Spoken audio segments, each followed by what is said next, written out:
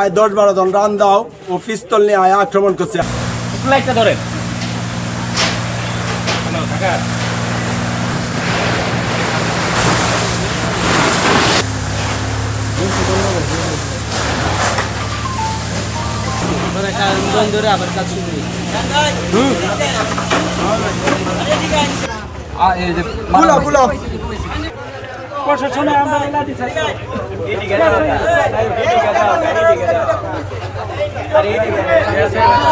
গতকালকে একটা ঘটনা ছিল, থানায় বলছে অভিযোগ দেওয়ার জন্য। তাৎক্ষণিকভাবে গতকালকে আমাদের পুলিশ এসে ঘটনা নিয়ন্ত্রণে নিয়ে পরবর্তীতে বলছে অভিযোগ দেওয়ার জন্য বলেছি, কিন্তু ওনারা অভিযোগ দেয় নাই। আজকে ওরা রাস্তায় মীমাংসা করতে বসছিল।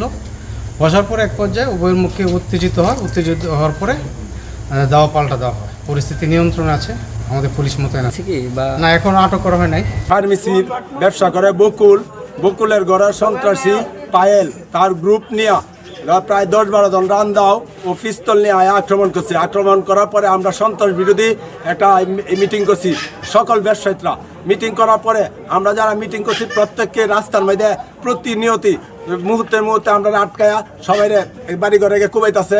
এরপরে রাস্তার মধ্যে আটকায় আমরা মাইদুর করতেছে। আমরা নিরাপত্তার খুব অভাব, প্রশাসন আসছে, প্রশাসনের সাথে আমরা কথা বলছি ওই দিন। এরপর সবাই আমাদেরকে আক্রমণ করছে।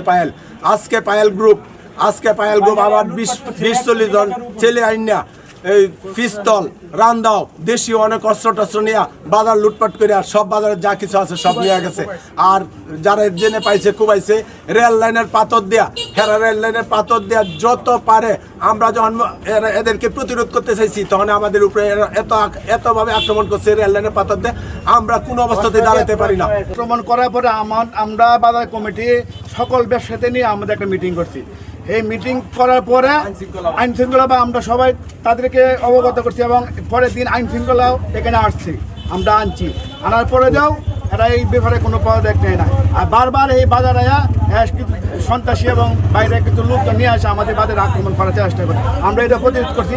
আজকে এরা ব্যাপকভাবে বাজারে লুটপাট করছে এবং আমাদেরকে হামলা করছে হঠাৎ, এবং কয়েল মারছে এই বাজার আইসাইডে সন্ত্রাসীরা কয়েল মারছে। যে বাজার থেকে শুরু হওয়া ঘটনা, এই ঘটনাটা ছিল ভবিষ্যতে এক মেয়ে নিয়ে ঘোরাফেরা করছে এই পায়েল নামে ছেলেটা। পরে এক মসজিদের মুয়াজ্জামে প্রতিবাদ করার কারণে এই ছেলে এই লোকেরা লাত মারছে। লাত মারার পরে দিয়ে আপনার গ্রামবাসী ধরে ছেলেরা মাইর দিয়ে গাড়ি আটকায়া প্রশাসনের কাছে দিয়ে দিচ্ছে। পরে এই বাজারে আমাদের দলের ক্ষমতাশালীর কিছু লোক আছে বিএনপির, এদের ভাই তাছাড়ি এই লোকের ভাই এখানে ব্যবসা করে, তাদের গাড়ি আটকাইছিল। এইটার ইস্যু করিয়া পরের দিন এই দোকানে হামলা করছে তার এই ভাইয়ের কাছে। পরে দিয়া এই সন্ত্রাসী বাহিনীরা আক্রমণ করছে।